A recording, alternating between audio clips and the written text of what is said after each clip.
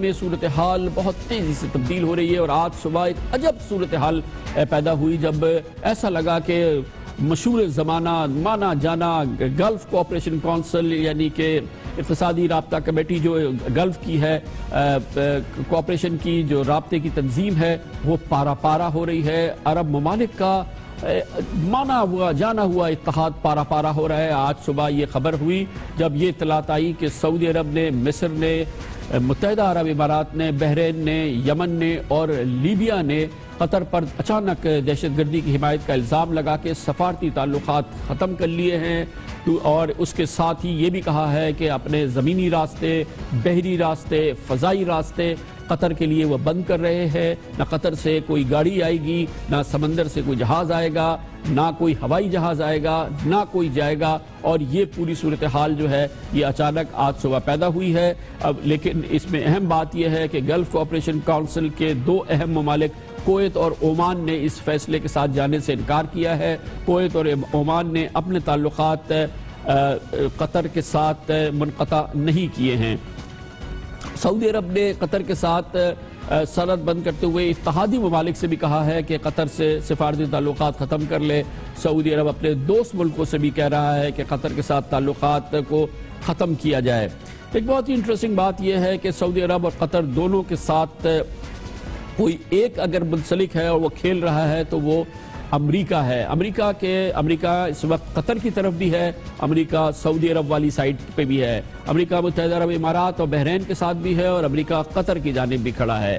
ایک جانب امریکہ قطر کے العبید ایئر بیس کو استعمال کر رہا ہے، خطے میں فضائی کارروائیاں کر رہا ہے اور مڈل ایسٹ میں اس کا یہ سب سے بڑا بیس ہے جہاں پہ اس وقت 10,000 سے زائد امریکی فوجی متعین ہیں. یعنی کہ قطر میں امریکی فوجیوں کی تعداد اس وقت افغانستان سے بھی دگنی ہے جو کہ اس وقت قطر میں امریکی فوجی موجود ہے. تو اتنا کرٹیکل پارٹ ہے قطر امریکی پالیسی کا. اور دوسری جانب سعودی عرب نے، آپ نے دیکھا 2 ہفتے قبل صدر ڈونلڈ ٹرمپ کے دورے کے دوران ریاض نے سعودی عرب نے اسلحہ کی خریداری کے امریکہ کو $110 ارب کے معاہدے سمیت $350 ارب کے مختلف معاہدے دستخط کیے. امریکہ کو سعودی عرب بھی $110 ارب کے صرف ویپنز کے کانٹریکٹ دے رہا ہے، $350 ارب کے کنسٹرکشن کے کانٹریکٹ دے رہا ہے. دوسری جانب قطر میں اس کے 10,000 فوجی موجود ہیں، سب سے بڑا فوجی اڈہ موجود ہے.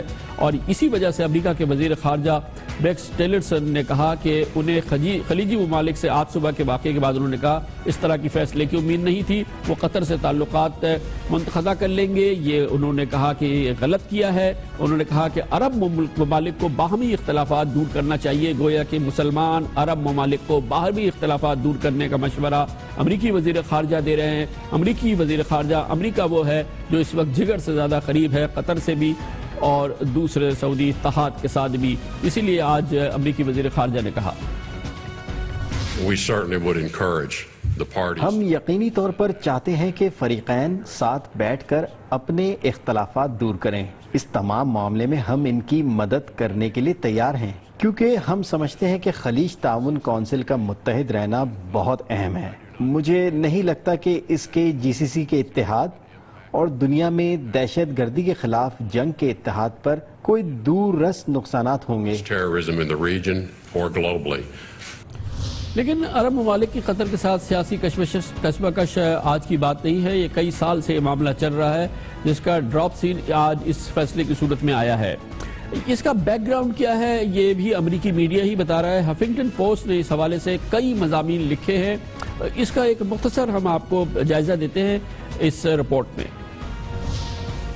ہفنگٹن پوسٹ نے اپنے تازہ مضامین میں دعویٰ کیا ہے کہ قطر کے ساتھ ہمسایہ عرب ملکوں کا بحران دراصل امریکہ میں پروان چڑھا. واشنگٹن میں 9 سال سے تعینات متحدہ عرب امارات کے سفیر یوسف العتیبہ نے قطر کے خلاف گھیرا تنگ کرنے میں کلیدی کردار ادا کیا تاکہ قطر کو ایک کرپٹ اور ناقابل اعتبار ملک کے طور پر پیش کیا جا سکے. ان کی کوشش رہی کہ امریکہ قطر سے اپنا فوجی اڈہ بھی ہٹا لے. اس کے لیے انہوں نے ایک موقع پر اوباما دور کے وزیر دفاع رابرٹ گیٹس کو اکسایا اور ان سے قطر کے خلاف ایک جارحانہ تقریر کرانے میں کامیاب بھی ہوئے۔ ہفنگٹن پوسٹ کو موصول ہونے والی بعض ای میل سے معلوم ہوتا ہے کہ اماراتی سفیر قطر کو تنہا کرنے کے لیے کئی سال سے کچھ امریکی حکام اور تھنک ٹینکس کے ساتھ مل کر لابینگ کر رہے تھے۔ وہ واشنگٹن میں ایسا ماحول بنانے کی کوشش کر رہے تھے کہ جس سے قطر میں 2022 کا فیفا عالمی فٹ بال کپ بھی کھٹائی میں پڑ جائے۔ تجزیہ کاروں کے نزدیک قطر اور متحدہ عرب امارات کے تعلقات 2011 کی عرب اسپرنگ کے بعد سے خراب ہونا شروع ہوئے۔ جب مصر میں حسنی مبارک کے فوجی اقتدار کا زوال ہوا تو قطر نے وہاں اخوان المسلمین کی حمایت کی، جبکہ متحدہ عرب امارات اخوان المسلمین اور اس کے اتحادیوں کے سخت خلاف رہا ہے اور انہیں دہشت گرد تصور کرتا ہے۔ متحدہ عرب امارات کو قطر سے یہ بھی شکایت رہی ہے کہ وہ خطے میں عرب مفادات کے فروغ کی بجائے اپنی آزاد پالیسی پر گامزن رہا، پھر وہ چاہے شام اور عراق میں جاری لڑائی ہو یا پھر ایران کے ساتھ دہائیوں سے جاری تنازع۔ مڈل ایسٹ میں اس بحران پہ بات کرتے ہیں اور اس کے لیے ہمیں جوائن کیا ہے مڈل ایسٹرن افیئرز کے ماہر سینئر صحافی راشد حسین نے، جو کہ ہمارے ساتھ ٹورنٹو سے موجود ہیں۔ بتائیے راشد صاحب، کیا معاملہ ہوا ہے؟ قطر کو کبھی ایشو نہیں تھا، سعودی سپریمیسی جی سی سی میں ماننا اس کا ایک فادرلی رول تھا، اس کو ہمیشہ قطر مانتا تھا، یہ مسئلہ کیا ہو گیا؟ دیکھیے، قطر گزشتہ 4-5 سالوں سے ایک اپنے انڈیپینڈنٹ سی پوزیشن بنانے کی کوشش کر رہا ہے، انڈیپینڈنٹ آف سعودی عربیہ، کہ وہ سعودی عربیہ کے اثر و رسوخ کے اندر آتا ہوا نظر نہیں آتا ہے، اور ایسی بہت سی وجوہات ہمارے سامنے، ایسے بہت سی واقعات سامنے آتے ہیں۔ مثال کے طور پہ آج سے 5-7 سال پہلے کی بات ہے جب الجزیرہ نے ایک پروگرام نشر کیا، اور الجزیرہ کے متعلق کہا یہ جاتا ہے کہ وہ قطری حکومت اور قطر کے زیر اثر ہے۔ چنانچہ جب الجزیرہ نے وہ پروگرام نشر کیا جس میں سعودی رائل فیملی کے متعلق کچھ نازیبہ باتیں کہی گئیں، تو اس پر بھی سعودی عرب نے بہت سخت ریاکٹ کیا تھا، اور سعودی عرب اور بعض دوسرے خلیجی ممالک نے دوحہ سے اپنے سفیر کو اس وقت بھی واپس بلا لیا تھا۔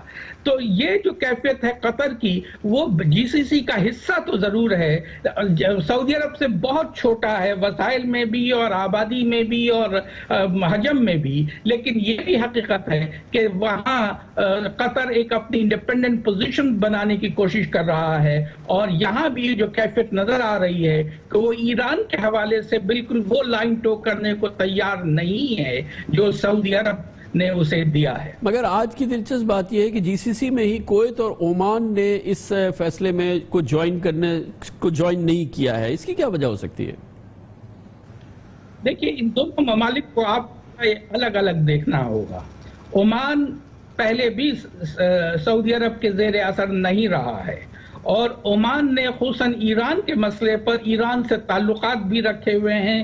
ایران کے ایون جب ایران کے صدر نجدی صاحب تھے تو وہ بھی جب ان کو عمان نے بلایا تھا اور وہ عمان کے دورے پر تشریف لے گئے تھے، تو عمان ایک بڑی حد تک ایک اپنی انڈیپینڈنٹ سی پوزیشن رکھ رہا ہے۔ اس کے برعکس کویت تھوڑی سی پوزیشن اپنی ایک انڈیپینڈنٹ رکھنے کی کوشش ضرور کرتا ہے، لیکن بالآخر جی سی سی کا ایک بہت قریبی حصہ ہونے کے بالآخر ہوتا یہ ہے کہ اسے سعودی عرب کی لائن ٹو کرنی پڑتی ہے۔ چنانچہ ابھی تو اگرچہ کہ کویت نے نہیں کی ہے وہ لائن ٹو، اپنا سفیر قطر سے واپس نہیں بلایا ہے، لیکن لگتا یہ ہے، قرائن یہ کہتے ہیں کہ شاید آگے چل کر کے کویت اس بات مجبور ہو جائے سعودی عرب اور دوسرے خلیجی ممالک کے دباؤ کے تحت کہ وہ بھی دوحہ سے اپنا سفیر بلا لے، لیکن یہ واضح ہوگا آئندہ ہفتے اور مہینوں۔